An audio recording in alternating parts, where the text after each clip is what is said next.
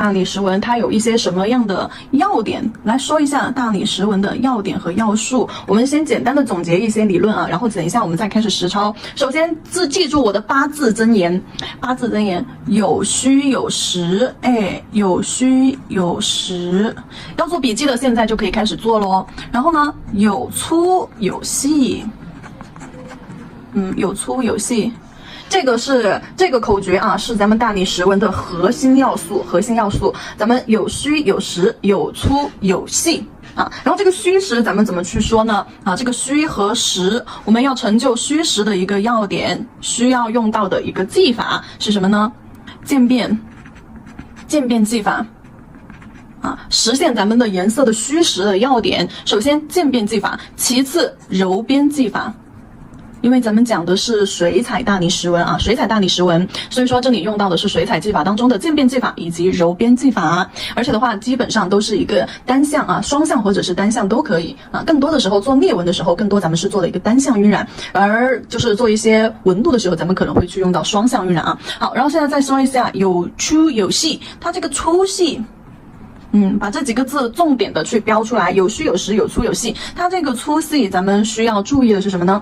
边缘粗，就是线条哪里粗哪里细，哪里粗你打个问号在旁边嘛，哪里粗哪里细，这个线条咱们就是边缘粗。线条，糟了，提笔忘字啊，瞎写啊，你们这懂的都懂。边缘粗，边缘是指的哪里？是整个甲面的边缘，比如说后缘指尖甲沟两侧，就是靠近咱们甲片的一个边缘。那线条边缘粗啊，然后呢，交接线粗，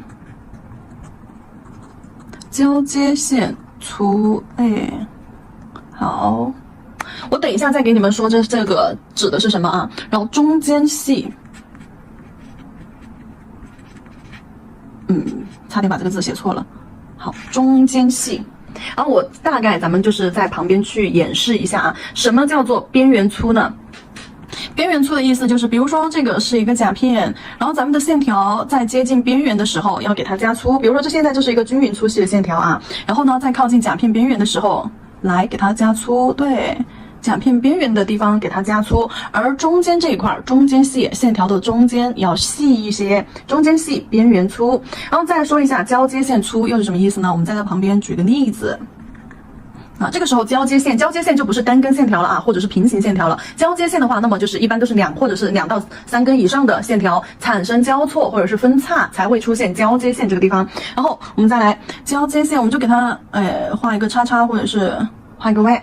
这样线条交汇的地方，线条与线条产生搭桥的这个地方给它加粗，好，然后线条在靠近边缘的地方可以加粗，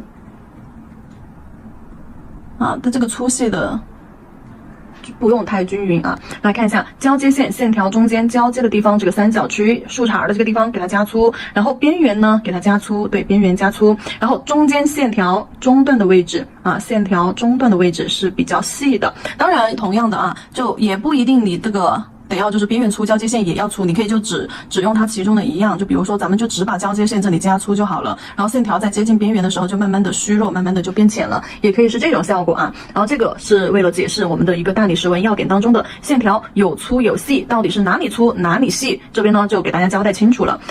然后大理石纹颜色它的一个虚实啊，虚实需要用到咱们的一个技法什么呢？渐变技法或者是柔边技法啊，技法辅助让我们的颜色有虚有实，有深有浅，有粗有细，这个就是我们的整个需要讲到的一个理论的部分。然后接下来的话我们就开始演示一下，接下来就给大家演示一下我们的大理石纹有哪些直接可以套用的有标准性的万能公式。然后这些大理石纹的一个纹路走向啊，线条纹路走向，我们可以用一些字母来大概的代替一下它的一个走向。比如说我们最常见的一种大理石纹路，最常见的一种就是 Y 型Y 型的大理石纹。然后这个 Y 型的话，我们可以说一下它的一些裂变。然后走大理石纹的时候，尽量不要走直线哦，不要去走直线，咱们可以走一点就是弯弯扭扭的线条。我这边的话取一个深棕色放到调色盘上，好，我们用这个深棕色来表现啊，深棕色放到调色盘，多一点水，多取一点色粉下来。好，用湿润的笔在我们的固态水彩上面搓揉，打圈搓揉，平行侧推这样子搓揉，将颜色化开，画到一个牛奶或者酸奶粘稠度的时候，将颜色带下来，好，放到调色盘上，将融化的颜色带下来，放到调色盘上，好。OK， 将笔在清水里面涮洗干净，纸巾上控一下水。然后我们首先来说第一种形状。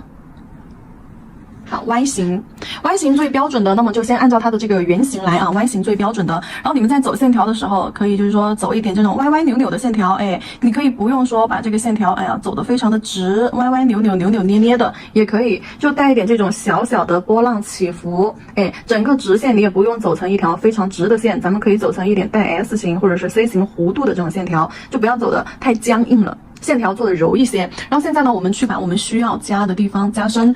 首先这个三角区是不是得要加深呀，对吧？根据我们前面讲的一个要点理论部分，三角区首先要给它加深，来把这个色块涂深，线条从粗变细，色块涂深。然后呢，线条靠近边缘的地方加深，好，线条靠近边缘的地方加深，好，线条靠近边缘的地方加深。OK， 那这就是一个基础的 Y 型。这就是一个基础的 Y 型构图的大理石纹。然后呢，我们再看一下，如果说要给它产生一些裂变呢，这个 Y 型我现在画的是一个正着的 Y 型，我可不可以给它倒着画嘞？我倒着画可不可以？当然可以了。好，我们首先画一个倒着的，从线条的中间穿插出一条，好，穿插出一条，然后呢，把线条交汇的地方给它加深这个色块区域，好，加深，然后线条靠近边缘的地方色块加深，加深。好，来你看一下这个 Y 型就变形了，对吧？就变了一下，跟它刚好就是跟前面的那个形反着来的。好，看一下，然后还有没有呢？除了这两，就正着的 Y、反着的 Y， 我也可以画一下啊，倒着的 Y， 就是倒着往一个方向倒着，那画一根写一个横着的 Y， 那对吧？在甲面中间，我等一下把它们的小样子给你们描出来，你们就知道它是一个啥样的形态了。来看一下 Y 型，基础 Y 型和 Y 型的一个裂变啊，它这个的话就是一个这样子的 Y， 然后这个的话就是这样倒着的一个 Y， 就这样倒着的一个 Y， 就翻了一转。然后这个呢，这个就是有一点就这样横躺着这样插出来，横躺着插出来的一个 Y， 就是不同的一个角度，不同的一个形状。当然你也可以怎么样呢？反着再来啊，可以从这个方向，这样子反一个方向这样子。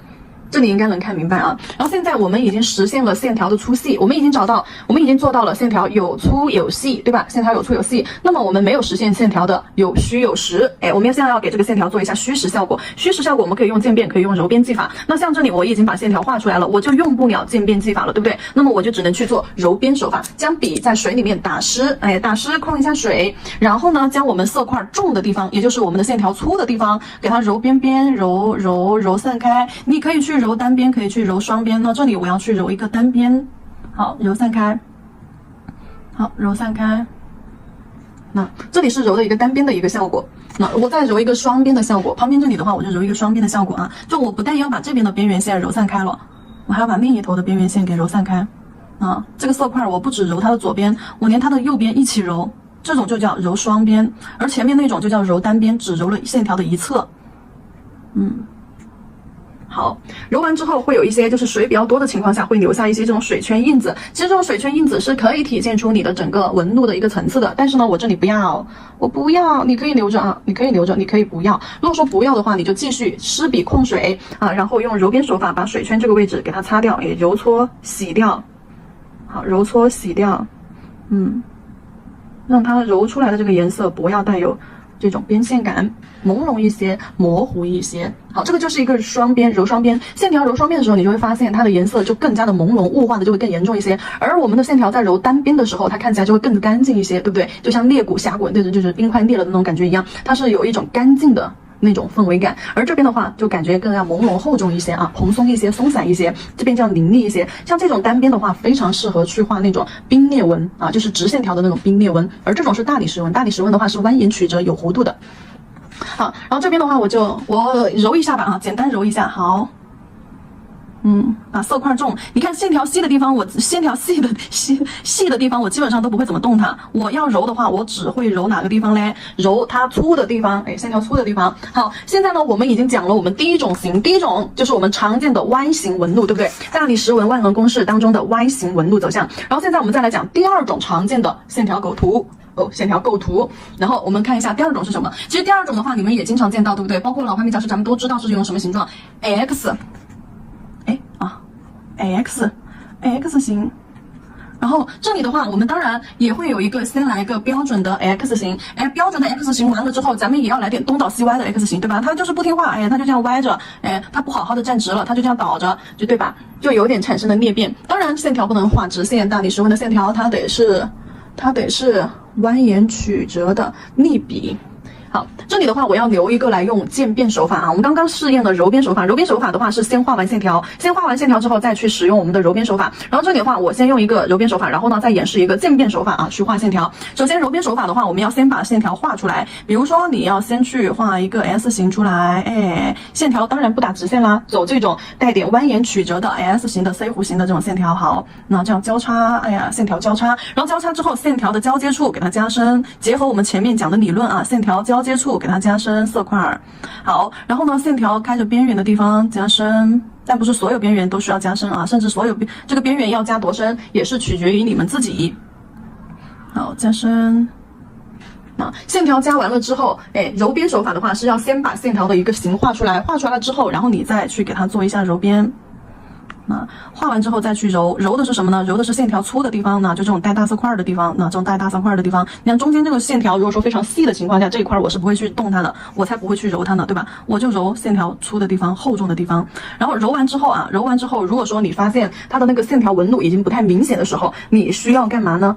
叠色。叠层，你揉完之后，如果说你发现你的颜色的虚实已经不够明显，这个虚实是指的什么意思啊？就是它必须要有强烈的对比。我这里先调一个水状浓度的颜色，那它的虚实是要有非常强烈的对比的。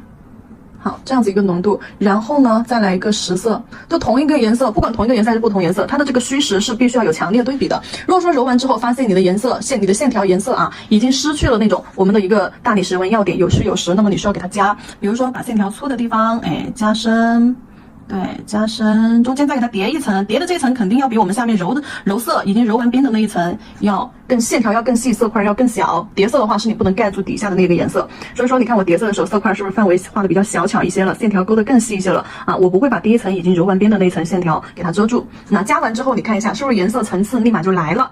对吧？立马就来了。我们现在呢是在讲它的一个基础的大理石纹的一个走向啊，所以说咱们在这里也没有加上任何的辅助线条，也没有加上任何的一些辅助色，没有掺杂混色或者是接色呀这些技法，咱们只是用了一个单色来做了一种单一的线条走向。什么叫单一的线条走向？就是一个干净的 X。如果说我们做完整一点，做复杂点，还可以在旁边线条上给它搭一些辅线，就搭一些更细一点的小裂纹，让它的就看起来这个更不简单啊，更丰富。然后现在呢，我们再演示一下旁边的这个异形，就是产生了一点裂变，这个是一个标准的 X。正的一个 X， 然后呢，我们这边画一个歪着的 X， 就产生一点微微弱的一些裂变。而这个裂变的话，我可以用渐变技法来展示啊，就所有的线条，你们可以选择渐变技法，也可以选择揉边技法。而前面我们都是用的一个揉边技法，然后再来看一下渐变技法。我们再来看一下两种技法之间呈现出来的效果有什么不同。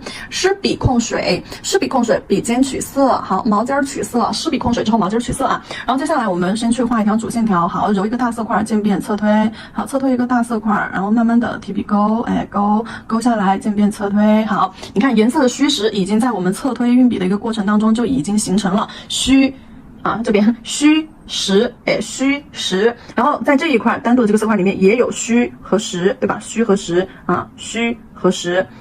然后接下来我们再来旁边再给它画一个，因为是歪着的，所以说它可能不是很听话，它可能不像我们正着的 X 一样就画得非常的标准啊，它可能就是东倒西歪呀那种。好，中间弧度线条有虚有实，你还可以再给它叠一点颜色上去啊。侧推，直接侧推去走出一条纹路来。然后可以加一点颜色进去，将它的这个色彩层次给它拔起来。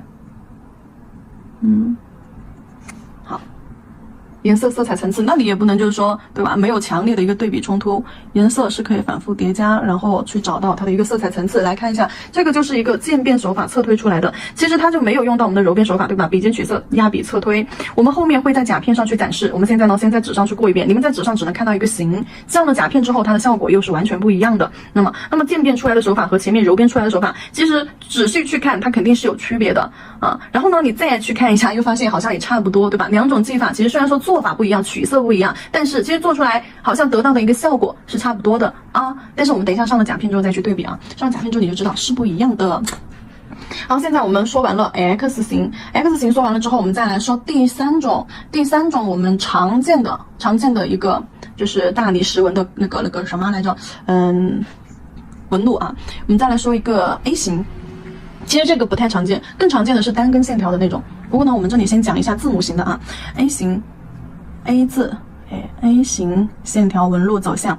A 型这个就不用说对吧？我直接在这给你先标一个 A 出来啊，等一下先直接画一个标准的 A 型，然后 A 型标准的 A 型过了之后，咱们还是要产生一点小裂变对吧？这个 A 型可以是正着的 A， 咱们也可以给它来一个倒着的对吧？来反着一伸肋骨，我非要给大家表现一个倒头立啊，把这个 A 调转过来。倒着的，那除了倒着的，还有就是什么站不直的，这样歪着，对吧？我站不直，而且我头很长，头很铁，你看就这样，感觉产生了一个拉扯，让它不是一个正的一个 A， 而是往一边倒，然后头被别人拔过去了一样。对，这就是我们的一些小裂变，在基础的形态之上产生了一些细微的裂变。好，现在我们再以线条的形式表现一下 A 型，我们这里就快速的给大家带过演示一下啊，因为这个你们跟着笔记做完了之后，其实这些公式啊，然后等一下看我在甲片上操作了之后，每一个公式你们就是想要什么形，你随便手指指一个，那好，今天就用这个构图了，那么你就直接能够套用，就所以说叫万能公式呢，和我们的12技法其实就很相似了。好，说一下 A 型的，我们只需要记住咱们大理石纹的要点是什么，对吧？我们先写一个 A， 线条不要画直线，线条不要画直线。那线条不要画直线，你永远记住，线条就走的歪歪扭扭的，然后把线条靠近边缘的地方加粗，交接线加粗。线条与线条相搭的这个交接线加粗，还有线条靠近边缘的地方加粗 ，OK。然后呢，把这个线条做一下柔边处理，将色块厚重的地方揉色、洗色、揉色，揉散开，往一个方向揉嘛，揉散开。线条边缘色块揉散开，留下实色啊，留下一点实色，线条有虚有实，加深一下线条的重点。好，线条交接线这里，加深一下线条的重点。好，一个正着的 A 型，然后再来看一下一个这边倒着的 A 型，它的一个裂变形态啊。我这里的话就直接用我们的基础课里面的控笔勾线，直接就将线条画出来啊，它的一个粗细走向。就不用去描了，刚刚前面给大家描是为了让大家更加熟练的知道我们前面讲的理论，就是咱们的有粗有细到底哪里粗哪里细。好，利用我们就是控笔提压提这样的一个手法来勾出有粗有细的线条，来画一个歪着的。好，压笔勾，带点蜿蜒曲折，提笔收。好，这边这边收，这边过来，压笔好，提笔啊，压笔收。好，这边压笔提笔收。好，这样子又出现了一个 Y 型，一个 A 型。它这个裂变状态。再来一个横着的，压笔提笔收，靠近边缘压笔。好，线条交接处要粗，所以说压笔好，提笔勾下来，靠近边缘线加粗。好，线条与线条相交接，线条与线条相交接的地方加粗。好，加粗，然后提笔勾。好，这里线条与线条之间要产生相交接了。好，三角区域加粗。OK， 线条画完了之后，来给它做一点虚实，柔边做一些虚实。将控笔湿笔控水之后，做一下单边揉边晕染，将色块揉散开。揉的时候，我们是揉粗的地方啊，粗线条的地方就是色块重的厚的这个地方。中间的线条这里不要去揉，你一揉就没了，你一揉就没了。所以说咱们揉是有讲究一点武德，对吧？不能欺负弱小，讲武德。咱们揉色要揉粗的地方，本身线条就细，没多少颜色，你一揉线条直接给揉没了，你又要去补。来揉散开，看一下。我最喜欢的其实就是 A 型构图的一个大理石纹了啊！大理石纹当中，我最喜欢的其实是 A 型构图，因为它很有那种裂谷峡谷的感觉啊。其他的话是因为我们用的多，太常见了，而且绝对不会出错的，就是太常见了。特别是你做满手大理石纹的时候，或者是你有3到2颗的主甲副甲需要做大理石纹的时候 ，A 型这个 Y 型和 X 型是最常用的一种构图方式，而 A 型的话，很少有人发现这个形态其实是很漂亮的。特别是这个微微有一点裂变哈，已经有点产生变形的这个 A 型，就这样倒着的这个 A 型，把中间这里颜色揉边开，你会发现它真的很有峡谷的感觉。往一个方向揉，都是将颜色色块往左下角这个方向揉。记着留着颜色的一个深浅虚实啊，所以说线条不是一味的把这个整个线条给它揉散开啊，而是颜色你看有非常实的地方色块。也有非常虚的地方，我们揉的是揉的这整个色块的一个边缘处，杀掉揉的色块的边缘处。那比如说你在这里画一个色块，你在这里画一个色块，洗笔控水，咱们去揉是揉的这个色块的边缘地方，来笔尖儿就在它边缘1/3或者是1半的位置，这样子去揉，揉散开1半的位置或1/3的位置，这样子去揉，揉散开了之后，你会发现颜色有虚有实，因为这一边的颜色根本你就没有碰到，你画多深它就有多深，而你已经揉散开了这边，将颜色稀释揉散开了之后，就会呈现不同的深浅浓度，这就是我们的大理石纹要点当中说的有虚有实，颜色的虚实啊，讲究的是。好，然后接下来我们再看一下还有什么形态，我要把这个纸全部画完，所以说后面还有好几种形态呢。好，我们现在前面已经讲了 Y 型啊 X 型 A 型，我们再来说一下 I， 这个形态 I， 这个在拼音里面读什么呀？我只记得它是字母的 I 型，一阿波茨的莫夫科，阿波茨的莫夫科I。那得是，接下来我们看一下，它就比较正常一点的，其实很少见啊，没有哪一个这个形态是放在我们指甲正中间这样子去竖着垂直的，你可以自己试一试啊。一般它都是不太听话的这种歪斜的啊，倒着的歪斜的啊，也会可能就是有一点就是那个啥，可能会有一点点变异，两边线条变长。甚至有一点小弯曲。来，我们看一下它这个形态会是什么样子啊？我画出来给你们看一看。好，取色。然后首先它中间是有一个宽一点的地方，来压笔边缘先粗一点，好，提笔勾线，靠近边缘的地方粗一点啊，然后线条交接处从粗一点出发 ，OK， 然后勾线，提笔勾线勾下来，好，靠近边缘的地方加粗，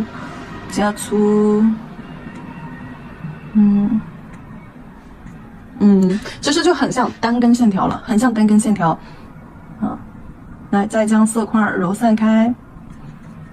这个我觉得不去做一个双边简直说不过去，单边的话它就是颜色往一侧晕开，然后下方就可能会比较干净，你喜欢这种上面晕单边晕，然后另一侧边缘线比较干净，那你就这样留着。你也可以去做一下双边，上面那边揉了，咱们把下边这边也揉了啊，中间线条再揉虚一点也对，那靠近指尖这边的色块也给它揉散开，留下颜色的一个虚实即可。好，然后呢，再去加深一下它的一个颜色重点，再把颜色层次给它体现出来。好，去叠一点颜色，叠在我们需要加深的边缘处啊、线条交接处啊这种。那看一下，这种就很像单根线条晕染。以字母的形式给你们表现，只是说为了让你们更加充分的去理解，就是产生了裂变之后的这个大理石它的一个纹路走向、走势、方向啊。因为如果说你单这样子去看的话，你根本不能理解它这个摆位、这个构图。但是把它变成一个字母形式、标准的字母形式的时候，你大概就能理解到它到底是一个什么样的形态了，对吧？然后我们再来说一种另外的产生了一些小裂变的，就是大写的 I。好，我们可以在这边靠近边缘地方变粗，好，慢慢的勾线，好，靠近边缘地方加粗，好，线条相交接的地方加粗，然后又提笔勾，好，勾下来，靠近我们指尖边缘的地方加粗，可能这个地方，还可以延伸过来，你看一下这两家伙长得是不是有点像？那这边这里一个横，中间一个竖，好，这里有一个横，但是变成了一个往内凹的弯着的横。中间这里预留的空间是非常长的，它主要是咱们集中在我们的后缘和我们的指尖。好，然后呢，将颜色做一点点揉边，好，好，快速的揉带一下，稀释一下。我动作稍微快一点，中间线条虚化。我这里为什么连中间细线条都不放过？主要是让它的中间颜色做一下虚化，因为中间那里的线条画的太直了，太直了不好看。那你只能给它揉了，揉了重新改变一下它的一个构图和摆位走向。然后你在就是我们在加深重点的时候，又重新给它补一下。把这个线条就走得更有粗有细，更妖娆一些，对吧？好，这个就是我们裂变的一种 I 型，然后再来说一下还有没有其他的一个形态。然后这里的话有一种比较常见的形态，但这个形态的话你们用在另外一个款式当中会比较多。还记得芭蕾舞鞋？哦，不对，不是芭蕾舞鞋，是那个蕾丝，芭蕾蕾丝的那个飘带款啊。我们的一个新的构图 Z 型。那走 Z 字 Z 型，那首先第一个肯定就是比较常见的啦就这样 Z 型嘛，对不对 ？Z 型，然后还有一种的话就有点像 N 了，把它换一个方向，也给它掉个头，变成了一种 N， 像 N 一样 N 型就是咱们产生一点裂变，在基础的形态之下基础的形态下，然后去给它做一点更张扬的姿势。它站正了，咱们就给它让它躺着要不然让它倒着，要不然让它歪着。来，线条的形式展示，来吧，展示取色。好，先说 Z 型粗细，好，靠近边缘地方线条加粗，粗完了之后勾出去，好，靠近边缘地方加粗，粗完了之后勾出去，靠近边缘的地方加粗。OK， 这个是不是就还记不记得以前有个款飘带，芭蕾飘带吗？还是啥款？那将色块重的地方揉开、晕开，中间细线条的地方咱们不动它不动它。就这样晕开，你看这个形态应该见的也比较会多一点点也比较会多一点。万能公式以后你们就不是说只会 Y 型和 X 型了，对吧？以后你们心中又有更多的型了，那你甚至可以就熟练了之后你甚至可以摆脱这些形态，甚至摆脱这些形态，你自己去研发一些形态，甚至形态与形态之间还可以互相结合组合呢。X 加 X 拼一个 Y， 对吧？然后现在我们来说一下这个倒着的 N， 那就会让它线条更长一点。拉扯，讲一下 N 型，对，靠近边缘地方加粗，勾线，靠近边缘地方加粗，勾线，靠近边缘地方加粗，勾线，好，这边再勾一条回来，那就是让它这个线条产生了一种裂变，好像那个啥斑马纹好像那个斑马纹，好，色块。揉，甚至你可以选择性的去揉一些色块，你其实没有必要全部都揉，你也可以就是说就选择性的去揉一些。我想把这里揉散，但是这里我不想动我还是给它动了，那这里我不动我就这样，不一定所有的区域色块咱们都得给它揉，你可以留一点实的，留一点虚的。然后呢，它的一个深浅虚实不够明显，咱们可以给它加深一下，对，加深一下，颜色的虚实给它做的明显一点，但是呢，不要把下层的遮盖住了，可以和下层的稍微避开一些。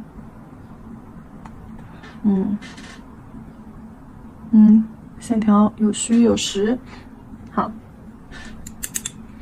这也是一种大理石纹的构图。咱们这里做的一个大理石纹是蜿蜒曲折的所有的线条你也可以尝试着把它变成直线，就是那种冰裂纹的效果。但是呢，像这种形态其实不太适合做冰裂纹，冰裂纹的形态比较适合那种那个 Y 型X 型还有我们后面会讲到的 H 型。我们现在就可以再补讲一个 X， H， 来补讲一个 H，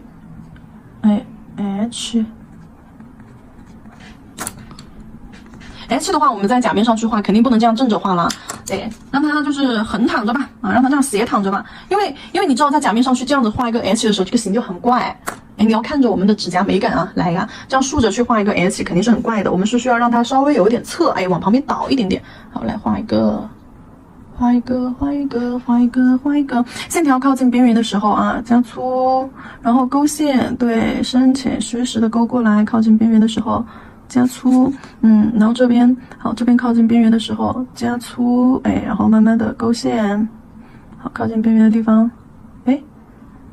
加粗，然后线条与线条产生交接的地方加粗，好，虚实之间线条产生交接的地方加粗有虚有实，结合我们前面讲的理论来，有粗有细，有虚有实，虚实需要通过技法来得到。那将有一些色块揉一揉，揉边，揉散开，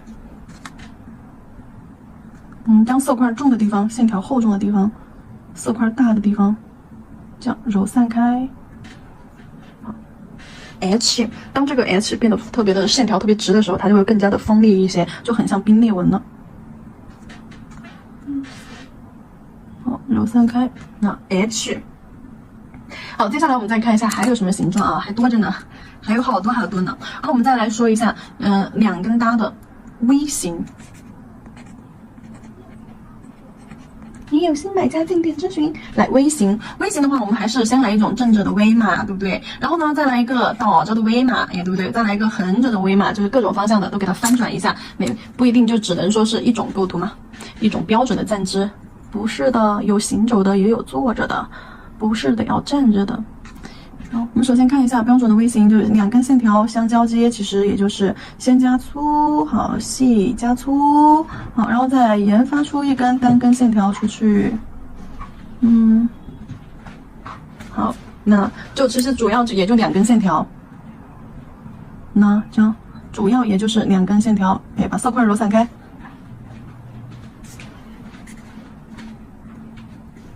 好，色块揉散开，把这个色块再给它加深，重点给它加出来。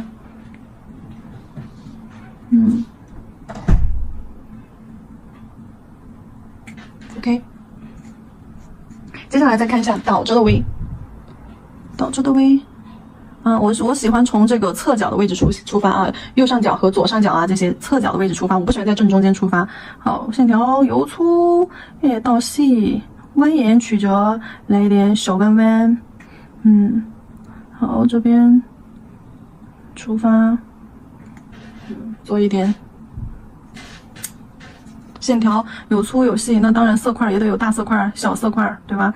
不是说线条得画到一样的一个粗细，有粗就有更粗，有细那就有更细。揉散开。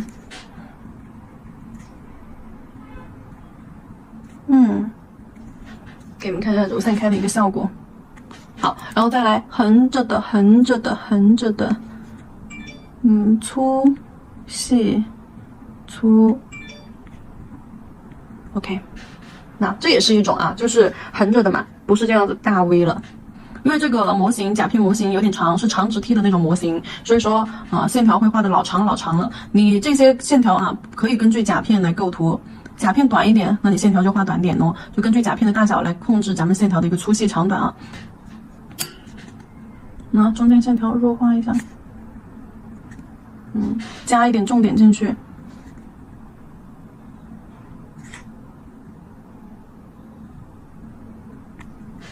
来看一下微型。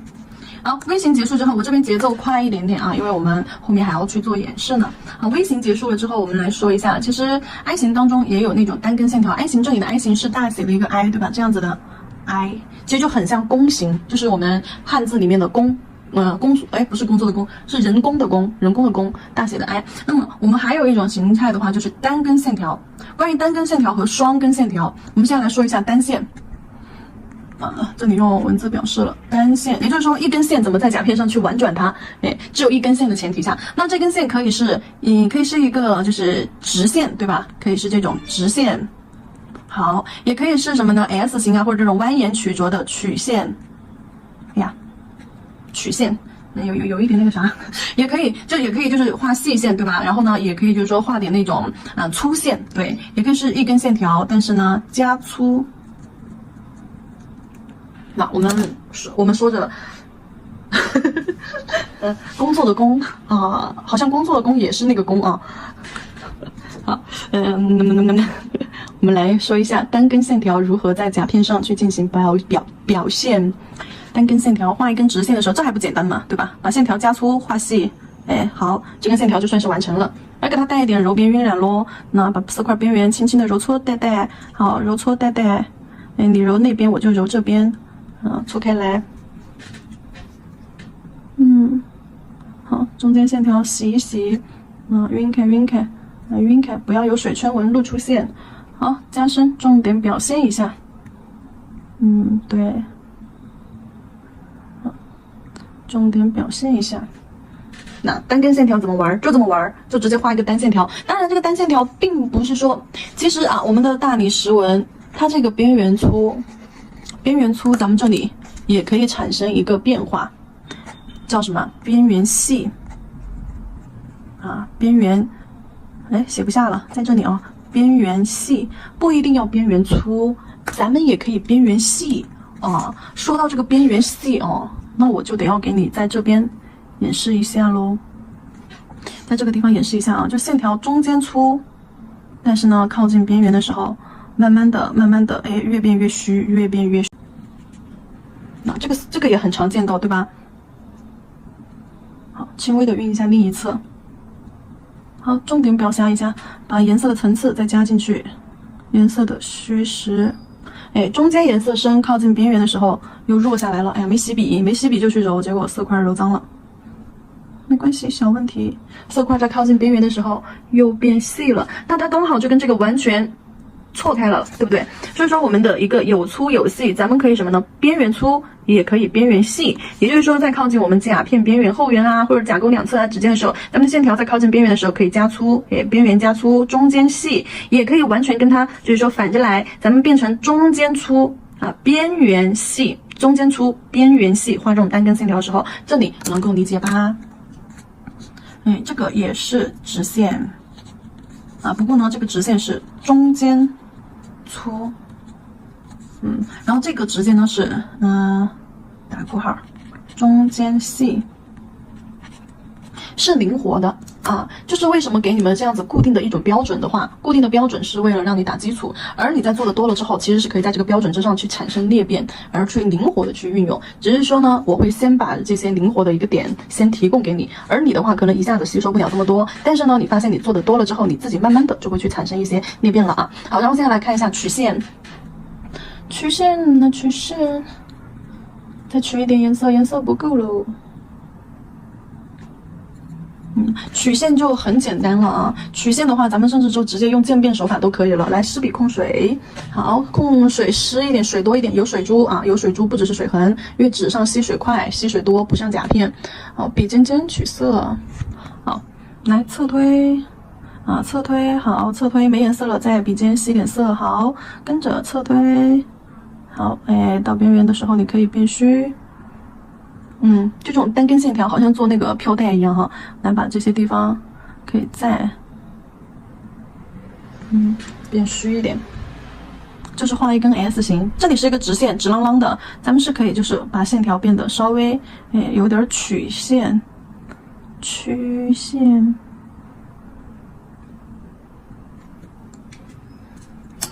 这个其实也很常用到的，特别是在加的时候，加层次的时候会比较常用的。底下的话，它肯定是会做一些，比如说啊，挑一颗看一下有没有晕染，好像没有晕染款呀。就比如说底下已经打完这些复杂的一些底色啊，渐变啊、纯色呀、晕染呀、空气晕染呀、优化晕染呀。然后呢，我可以就是再用那个白色什么的啊，在中间表现一个单独的一条色块纹路，对吧？都可以。像这个构图，大家知道是什么构图吧？像这个线条的话，这个线条其实就很像这个 A 型。然后你看一下，这个线条其实就很像是 A 型，只不过呢，它的主线条周围都是非常多的细碎的。主线条旁边都有非常多大大小小细细碎碎的这种辅线条，它不是这种单一的，就是特别简单的一根线条表现一个主赛道，它是会有非常多辅线条，有粗有细，细细碎碎的辅线条这样缠绕交错啊，就像交错这样缠绕，然后去形成一个主干道。这个就是咱们的这个形态。OK， 来说一下加粗啊，线条加粗，就咱们不画直线了，咱们得画一个大色块了。来，就是这也是我最常用到的一个手法啊，好，加一个大色块，对，斜下来，那这个色块大不大？非常大。好，中间加深，然后呢，把这个粗线条周围揉边搞起来，我上边揉一下，好，我下边揉一下，好，那就解决掉了。这个适合干嘛嘞？这个适合做底的时候用。这个手法特别适合咱们做底色的时候去用。就是你可以先用一个颜色在下面做一个大面积的晕染，甚至在这个单色当中，你可以加入我们的其他技法，比如说混色，比如说接色，甚至你还可以做叠色啊。把这个大面积的晕染做完之后，你最后用白色呀、黑色呀或者白色啊，最常用的是白色，用白色在上面去加一些这种大理石纹的线条叠加在上面，它就形成了一个完整的晕染款式。而不是大理石纹线条款式。你们能够 get 到不？好，单根线条说完了之后，单线说完了之后，咱们来说一下双线。好，双线的话，其实除了咱们这种交叉的，对吧？交叉的这种双线，我们这里为什么要单独说双线而不用字母去表达？因为好像没有字母能表达。没有字母能表达的双线是什么呢？平行线嘛，对不对？平行线，这个平行线，但这个平行线的话，它也是有不一样的一个表现形式的啊，它可以是两根线条这样子去平行，也可以是两根线条错位平行。比如说这边两根线条不是这样子完整的一个平行，而是一个错位平行，一上一下，一前一后，一高一低。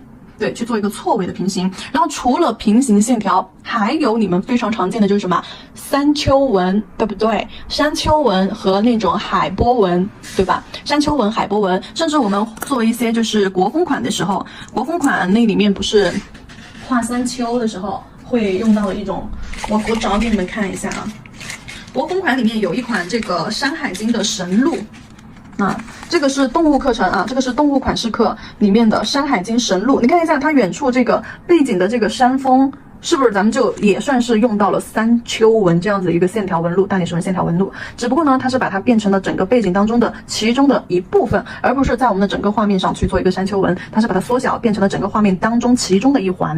所以说这里的话用到的手法，甚至于我们要讲的一个都是一模一样的啊，就是咱们的一个山丘纹。你把这周围的背景都遮盖掉，那就看这一块，那这一块它就是我们的山丘纹。好，我在纸上面给你们操作一下，好，打湿取色，我们来说一下哪一些线条。首先第一种线条平行线嘛，那平行线我就可以直接画两条线，我可以中间粗两边细，也可以两边粗中间细，对，就是两根线条只要平行就好了。就两根线条只要平行就好了。线条的粗细变化你可以自己去搭配。好，然后呢，还有一种就是什么呢？错位平行，对不对？好，我从这边先由粗到细，好，先画一根，由粗到细，颜色由虚到实，这样子去画一根，然后在错位的地方再来，这个就非常的像我们以前基础美甲当中的那个啥，斑马纹不对，斑马纹不像，更像是老虎纹。虎年的时候我有做过一个虎纹的美甲，它就是这种。就它的虎纹的纹路啊，其中一环的纹路就是这样子错位平行的一种纹路，色块也是这样由粗到细的一个线条。然后再来说一下山丘纹，山丘纹等一下我们再表现啊，山丘纹等一下再表现，因为山丘纹也要用渐变手法。好，把这个线条，这样子给它渐一下咯。这个我们就可以用那种单边，把线条往单边去渐。往外侧这样子去渐，中间这里你就可以露出一些底色，比如说这个底色里面加了亮片啊，加了铂金胶啊，不灵不灵的金箔呀之类的，那就可以从这条纹路的中间这样子透出来。所以说咱们这里是做了一个单边晕染，将线条以及色块单边晕染，对，那往我们的指尖边缘晕染，而中间这一条是干净的，这一条里面我们就可以透出底色上面的一些颜色。好，然后将这个色块晕一晕，好，适当的去晕一下下 ，OK， 适当的去晕一下下，回，纸上真的是影响我发挥，甲片上晕的可简单了，可快速了，因为甲片上滑，纸上的话颜色锁的太厉害了。不过有的水彩是揉不开的啊，有的水彩它特性就是那样子，揉不开。锁死了就直接锁在你的那个纸上面，一辈子别想离开我。好，然后接下来我们再说山丘纹山丘纹正反也不算是正反吧，只是说一个是平行的，一种的话它是对角的。好，我们说一下山丘纹。山丘纹的话，我们就用渐变手法来做，肯定会更快速一些，而且更干净一些。轻笔控水，捋一下笔毛，好，捋一下笔毛，然后毛尖儿取多一点色粉，毛尖儿取色粉浓厚的地方。好，在我们的指尖的位置指尖1/3的位置，好，画出山峰，压笔侧推，往两侧。画出山峰，就跟画我们渐变玫瑰的花瓣一样，只不过呢，它比渐变玫瑰的花瓣山峰更锋利一点。渐变玫瑰的花瓣的话，可能弧度会更平缓一些啊。然后呢，你再来，平行的地方再来一个，笔稍微有一点干巴了，不过不影响。好，山丘纹，还有一种反向的，对，我在后缘这一块来侧推，制造一个纹路，指尖这一块，好，侧推，制造一个山丘纹纹路。好，中间就是我们的留白的地方，中间就像这个一样，可以去露一些底色出来。那这个就是山丘纹 ，OK。大理石纹万能公式，大理石纹万能公式，这里就讲解结束。当然，这是最基础的一种表现啊，没有去叠加任何的，就是一个技法，就比如说混色技法、叠色技法、接色技法啊，也只有用一个颜色去表现了，也没有用多种颜色去表现，甚至于咱们的大理石纹也只是去画了主干道，没有去画一些辅干道啊，甚至于我们都没有就是在颜色的基底上去给它做一些珠光色。如果说就是加上了那些之后，它的完整性会更强一点，而这里的话只是咱们的一个基础大理石纹的万能公式。好，前面加两个字，基础。接下来的话，我们就先在甲片上去给大家演示一下这种基础大理石纹的一个就是操作啊，就是在纯色上面没有任何晕染底，就是一个纯色上面咱们去操作一个大理石纹的线条款啊。好，然后这颗甲片呢，我已经准备好了啊，是随便去涂了一个乳白色的底色，随便涂的，都没有涂均匀啊，故意不涂均匀的。然后呢，已经上完了一个磨砂封层，水彩磨砂。接下来的话，我要在上面去演示一下刚刚我们操作的这个基础大理石纹。基础大理石纹，你可以挑一个，比如说我们最常见的这种 Y 型，对不对？最常见的 Y 型啊，像这些就是随便我挑几颗来甲片上演示给大家看一下。好，湿笔控水，取棕色。笔上取棕色，取浓一点的棕色，然后呢，在甲片上去画出纹路。哎呀，干了，哎呀，不要抠。所以说，咱们用的时候别抠搜，该多取一点的时候，咱们就多取一点。多取一点颜色。好，将多余的颜色放到调色盘上。那然后接着来，从甲片的边缘起笔，线条画粗，然后慢慢的勾细，勾细，勾细。到这边的边缘加粗，然后呢，中间这边再画一个过来，粗，勾过来，交接线，线条交接线加粗，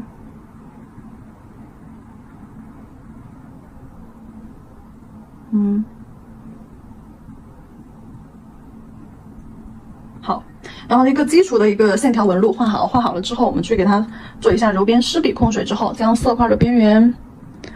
打圈圈，揉搓开，做出颜色的虚实，有虚有实啊，包括这边将边缘打圈圈，或者是推推搡搡的，将色块揉散开，打圈圈，揉搓搓，带一带。好，这一块。带一带，我们看到没有？我揉的时候其实只揉了色块深的地方，线条粗的地方，中间这些都是快速带过，要么就中间这个细线条这里根本就不碰它。然后呢，我们再去加深一下层次，比如说加深层次，咱们不一定都得用这个颜色，对吧？咱们也可以用这个褐色，深褐色。也就是说，刚刚的这个棕色里面再加一点黑色，就可以得到深褐色，颜色会深一点嘛。然后再叠到中间，对，加到中间，给它。增加一下颜色层次，好，色块放过来，甚至你在加这个层次的时候，线条可能会有一些重叠，甚至会有一些是避开的，这就是我们说的辅线条，就线条加深层次的时候，可能线条跟刚刚的第一层就是错开了一些，勾了一些这种零碎的、细细的、暗戳戳的。小辅线啊，就这样看着它线条好像就特别丰富一样啊。再把颜色拍揉一下，对，拍揉一下，侧笔推行，将颜色弱化水圈，弱化出来的这个水圈擦掉。这个为什么给大家放在课程最后面？是因为想要大家先去看一下前面的基础，把前面的基础课看完了，再来学这个大理石纹。因为这里面涵盖到的一些手法，基础手法特别丰富。不管是揉边技法、渐变技法，还是勾线手法啊，勾线控笔，都是在我们的前面基础课里面的。好，然后水彩它干的是非常迅速的啊，等水彩完全干透了之后，我们再去上底胶封层。假装我已经上过底胶了啊，边缘不要有色彩堆积，不要你水彩不要流到甲沟缝里面去了，距离咱们的周边四周有一定的空间。然后上一层底胶，底胶要把水彩包括边缘这些地方完整的包裹住，然后包边照灯30秒，再去涂封层，封层包边照灯30秒。来。这就是非常简单且单一的一个大理石纹线条，Y 型构图。好，我拿去照灯。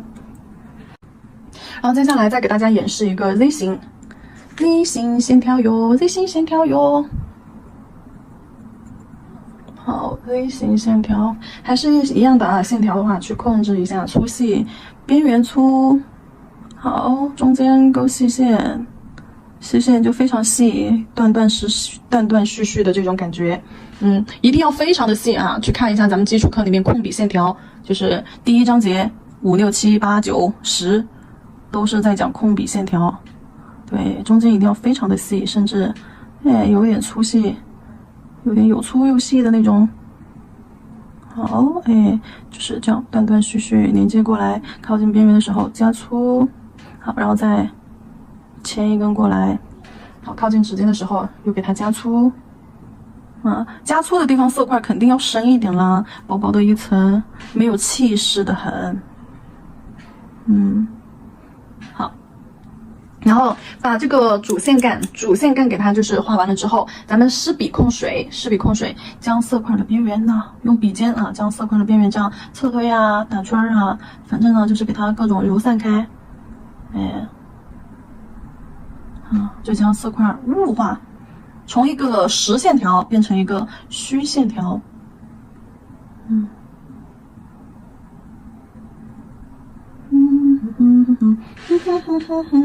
你还可以给它加一些辅质干啊。因为揉完之后，色彩我们需要去给它叠加层次的时候，微微的散开。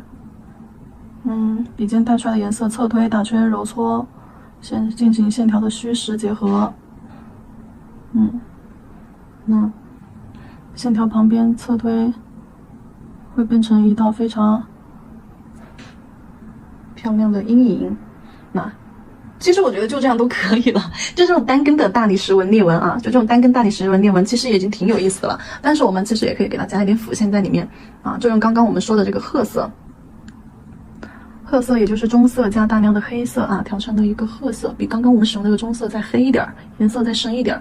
好，去浓稠一点的颜色，然后去给它加一些颜色层次。当然加的时候啊，空间不要比我们第一层空间还要大，而且的话稍微避开一点线条，可以有一些地方重叠，甚至有一些地方可能就是需要错开来，就像错开来重叠缠绕交错，但是一定要非常的精致且细线条肯定还会有些可能还会搭在一起。啥叫搭在一起？就是从这个线条的边边上这里还可以接一根细线条，这个就叫做搭在一起。这个就是在主线干、主赛道上面，咱们去加一些辅线条，让它的整个线条看起来这个东东看起来从简单又变得复杂，一复杂就觉得这个东西，有点东西，这个东西有点东西，给它加一点辅线条，你可以完全的避开它的一个构图，就是往空白的地方就往空间大的地方去引导，也可以就是在原本的线条的基础上去给它加一点细线条，就是又不重叠，然后呢有些地方重叠，有些地方又避开。对，就刚刚我前面也是这种，然后呢也可以就是找到一个主干，就找到这种空间大的地方，比如这里很空白，然后穿插过去。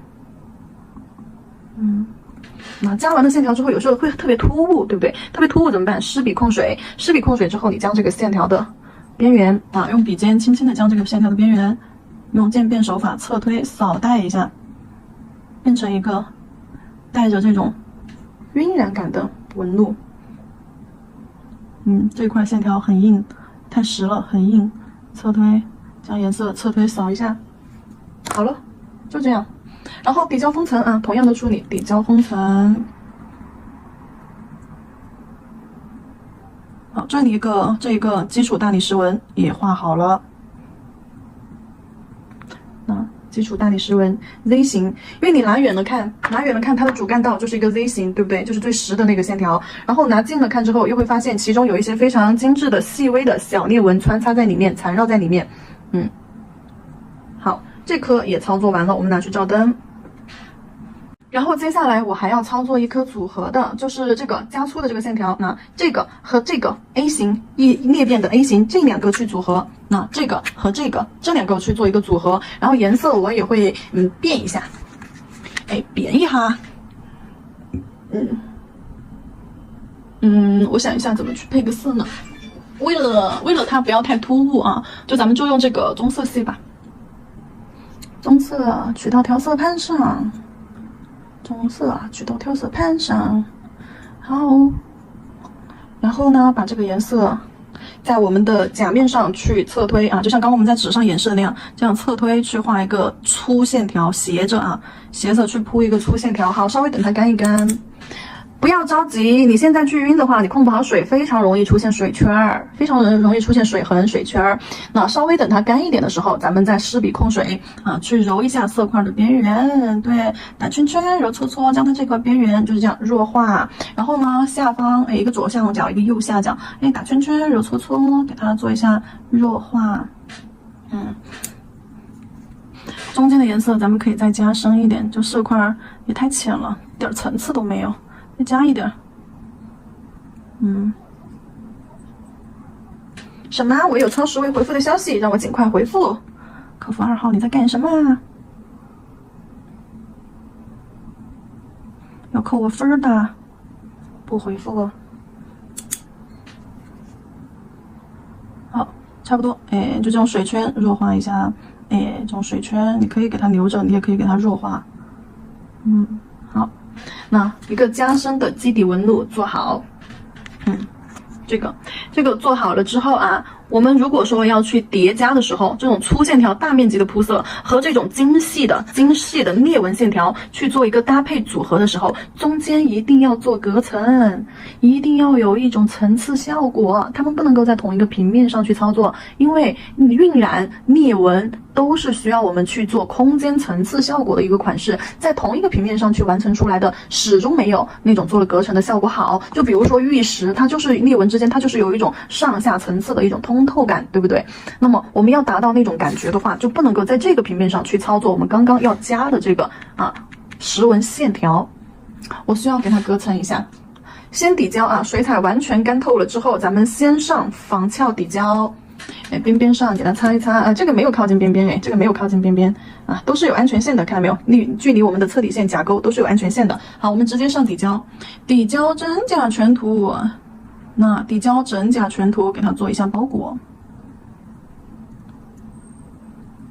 好，真假全涂一层底胶，把水彩一定要完整的包裹，特别是做晕染。你说像画花这些画彩绘这些，说不定它不会占满我们的甲面，距离我们的甲片周边可能还有一定的空间。但是如果说你的底色上比如像这款，如果说你的底色上只要就是说带了晕染的话，带了水彩晕染的话，那么它就会非常的靠近甲边。一般做晕染基本上都是沾满整个甲面，所以说是需要我们上底胶的时候注意一下，要完整的包裹，而且的话一定要包边的一定要包边的。底胶用这种防翘底胶，粘性好一点的，因为水彩自身不带粘性，那么你就要用这种超粘的底胶、防翘底胶、超粘底胶去把这个不带粘性的这个水彩和等一下我们后面要做的一个胶层去给它牢牢的结合抓住就跟魔镜粉的处理效果是一样的。然后你照灯30秒，照灯30秒之后，像这种做空间层次的款式空间层次的款式你是可以在上面去给它追加上一些东西的，比如说铂金胶极光粉魔镜粉还有金箔欧泊片或者云锦粉这些东西，就是不灵不灵的亮晶晶的这些东西。因为等一下我们还要去加一层这个石纹晕染，我们可以在中间层次2层中间，咱们可以给它加一点点闪耀的，给它加这个好了。给它加这个颜色好看，这个颜色偏棕暖色系跟它挺搭的我们加一点这个片片。好，假装它已经照干了拿回来，然后我给它放一点这个亮片，因为刚刚的这个 A 型摆位它中间是不是有个空？那你看这儿，哎呦，这个胶啊，你看这儿中间这里是不是有个小空洞？我们可以放一点点在甲片中间的位置，取一点这个云锦片啊，放一点在甲片中间的位置啊，然后周围零零散散的，对吧？点缀一点嘛，小气一点啊，不要点太多了啊，甚至你不点都行，零零散散的点一点点。好，重点主角已经在中间了，然后用你的指腹轻轻给它按压平整，利用我们底胶照灯之后产生的一层薄薄的浮胶啊，底胶照灯之后产生的一个浮胶，把这个欧泊片牢牢的贴在上面，没有任何起翘，因为这个片儿它非常的薄，你看用浮胶就可以让它完整的平整的贴在我们的甲面，不会有任何的起翘啊。接下来的话，我们再一次给它上水彩磨砂封层，因为等一下我们又要用水彩去画那个大理石纹，对不对？那这里的话，我们又要上一层水彩磨砂，做一个隔层了。OK， 真假全涂，但是不包边，隔层使用的这种磨砂封层啊，是不包边的。如果说有包边的情况，你一定要擦掉。像后缘甲沟两侧你会比较注意，最不容易注意的可能就是指尖这个位置，就指尖这些地方可能需要用指腹用印章原理去按压一下，带走它多余的胶。好了，然后这个拿去照灯，水彩磨砂照灯120秒。然后水彩磨砂照灯结束之后啊，咱们给它画这个 A 型的大理石纹，肯定不能就是用这个棕色啦，对吧？我可以用白色，我也可以用黑色，我甚至可以用褐色。为了凸显层次的话，我这里用白色啊，用白色来笔尖取超浓的白色水彩。好，取上了这个胶。好，将白色在中间画出刚刚的那个好 A 型 E 型的 A 型，好，然后这边线条相交接的地方加粗，好，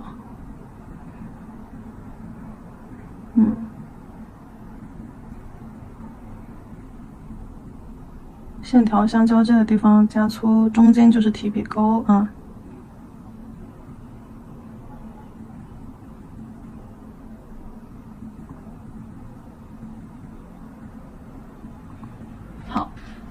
线条纹路画好了之后，轻笔控水，好，轻笔控水，捋一下笔毛。纸上和笔上的控水一定要多看前面的基础课啊，一定要把两种区别搞清楚。好，将颜色晕开。好，中间，咱们晕中间。好，侧推晕开，晕开。哎呦，我镊子掉地上了。好，侧推。将色块晕开，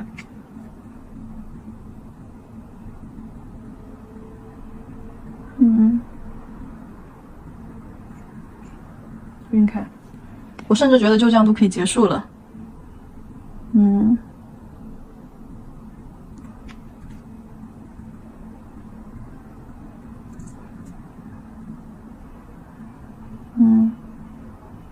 这边也给它晕一下吧，这边太干净了。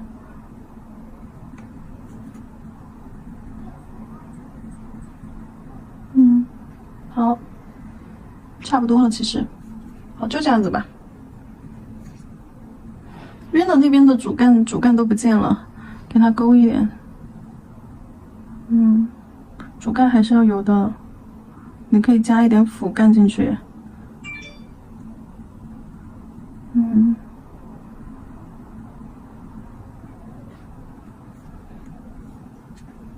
可以加一点辅干线条，就细斜线条穿插在线条与线条之间，但是不要太多啊。一根线上面一条、两条的就最多了啊，一定要非常的精细。好，然后你还可以再加深一下色块与色块的这个交界线处。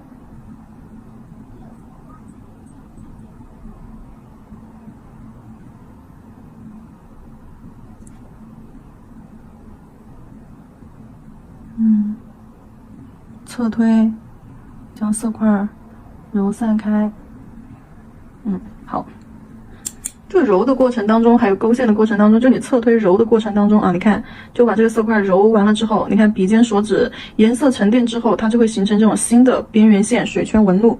那这个就是我们在揉边以及渐变推色的过程当中，那你看带出来的裂纹。很多细小的线条都是这样子我由这个方法啊这样带出来的，非常隐晦的一根浮线条。好了，水彩干了之后啊，白色水彩干了之后，底胶封层，假装我已经涂过底胶了，感谢宝宝们啊，假装一下，假装我已经涂过底胶了，然后咱们给它上一个封层，底胶封层，整甲全涂，将水彩完整的包裹住，记得去包边。好，那这一颗大理石纹晕染款就结束。非常简单的一个大理石纹晕染款就结束啊，然后拿去照灯，照灯之后给大家展示一下那3颗做完了的。好了，然后这3颗甲片咱们就给大家演示完啦。对，看一下，然后看过在甲片上的这个演示过后，是不是对这个基础大理石纹晕染万能公式的套用就理解了吧？就知道怎么去套用了，对吧？好了。然后大理石纹晕染课上级部分结束啊，然后下级部分的话是咱们的这个升级啊，会更加的稍微的复杂一点啊，就是比如说会讲解一下这些辅线条，然后以及讲解一下叠加上我们水彩的一些特殊技法，比如说混色、接色，以及一些就是叠色手法啊，甚至咱们的珠光的颜色的一些叠加啊、配色啊这些。